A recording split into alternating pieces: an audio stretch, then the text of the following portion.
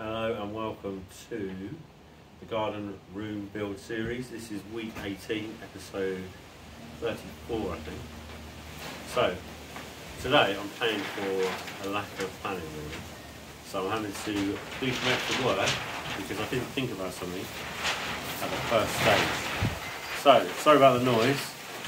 It's the Tyvek blown about in the wind. Right, so obviously this is the floor, and one of the next stages is to put the insulation in and then put down the EgaProtect floor.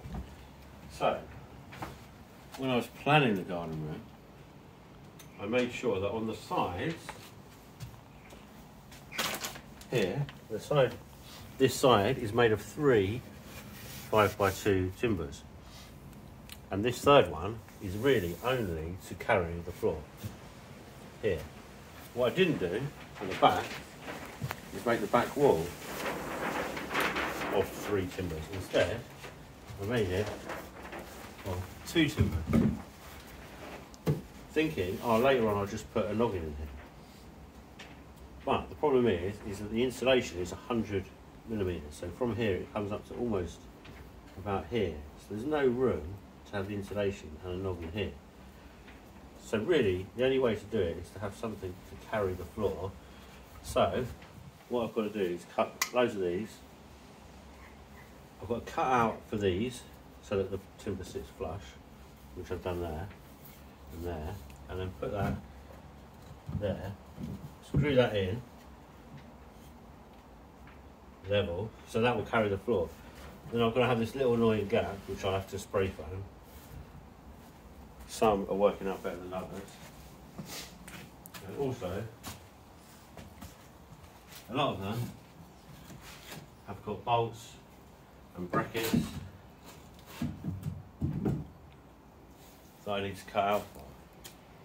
So the advice is really, when you're planning your ring beam around the edge, make sure you make it wide enough so that you've got something to carry the floor here.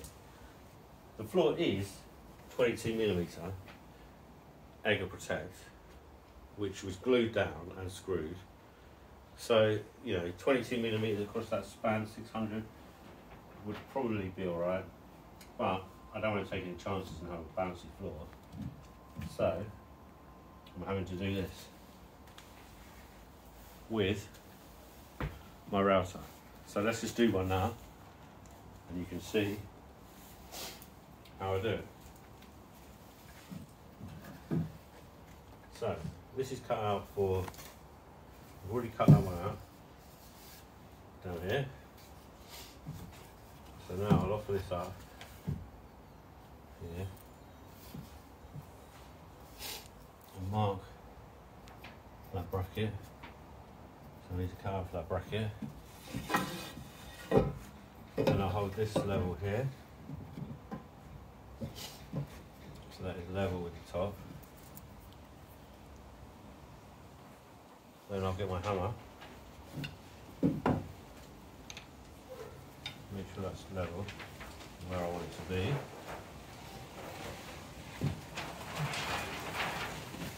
Then I'll get my hammer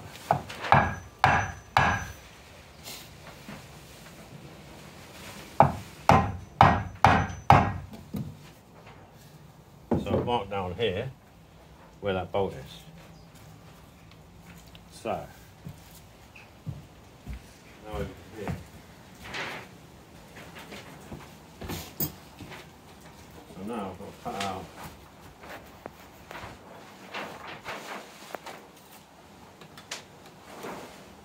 this. I've got to make relief for the washer, so that I'll just do a bit bigger than the actual washer.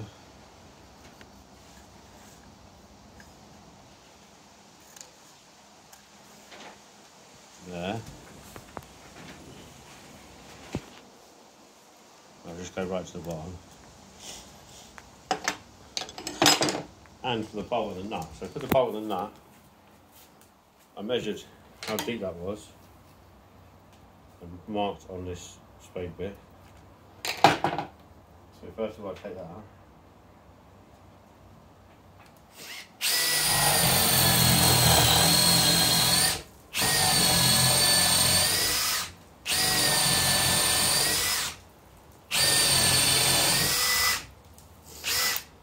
So that's taken out the nut and the washer. Now I'm going to clamp it and router out. First let's do this one.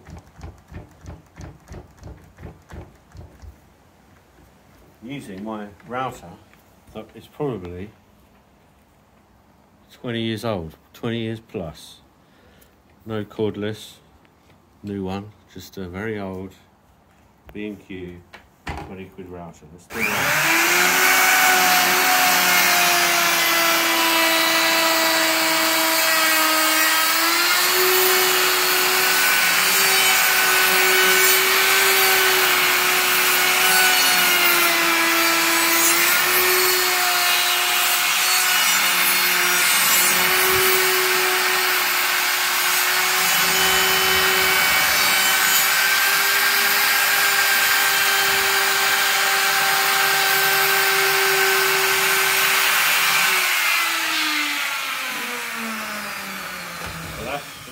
Bracket. Now the relief in the washer.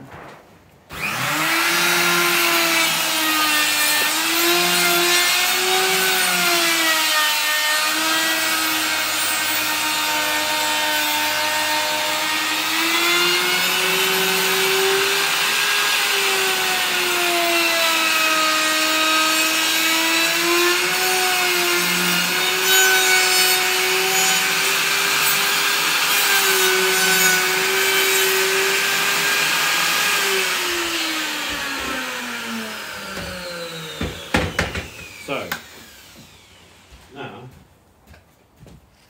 this should fit over there perfectly. So, that can be fixed in place. In fact, let's fix it in place now so you can see the whole bit.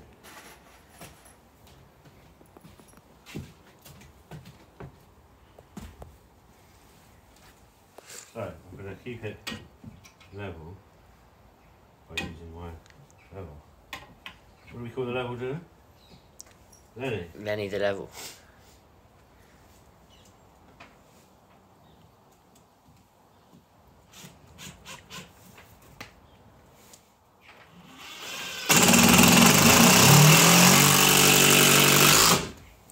Lenny the level.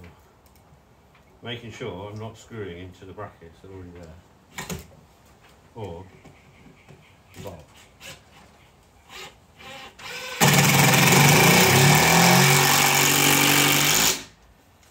So, now I've ended up with that